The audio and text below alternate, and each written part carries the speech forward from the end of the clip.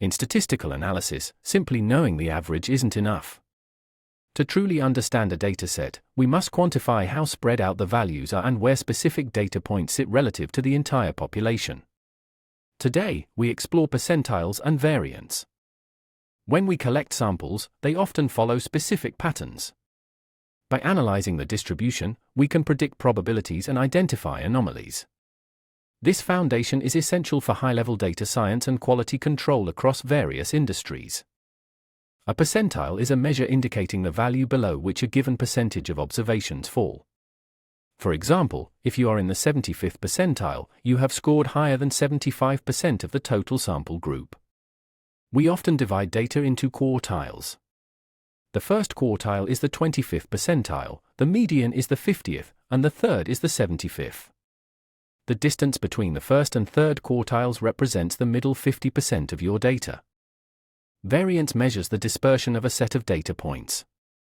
It is calculated by taking the difference between each point and the mean, squaring that difference to ensure it is positive, and then averaging those squared values.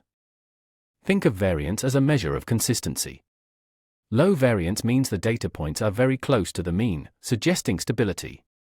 High variance indicates that the data is spread out, suggesting higher unpredictability or diversity in the sample. Because variance uses squared units, we often take its square root to find the standard deviation. This brings the measurement back to the original units of the data, making it much easier to interpret in real-world scenarios. When working with a sample instead of an entire population, we used n-1 in the denominator. This is called Bessel's correction, and it provides an unbiased estimate of the population variance by accounting for sample uncertainty. Let's calculate the variance for a sample of test scores. First, we find the mean, which is 85. Then, we subtract the mean from each score and square the results, 225, 25, 25, and 225. Summing our squared differences gives us 500. Since this is a sample, we divide by n-1, which is 3. Our sample variance is 166.67. This value quantifies the spread of these specific scores. To find a percentile, first sort your data from lowest to highest. To find the 90th percentile in a set of 10, you look toward the top of the list. It represents the threshold that 90% of scores fail to reach. On a standard normal distribution, the 90th percentile corresponds to a specific z-score. This allows analysts to determine exactly how many standard deviations a point is from the mean to reach that top-tier status. Comparing variance is crucial. If curve A and B have the same mean, but B has higher variance, a value at the 90th percentile in Group B will be much further from the average than in Group A. In finance, variance represents risk. A high-variance stock is volatile.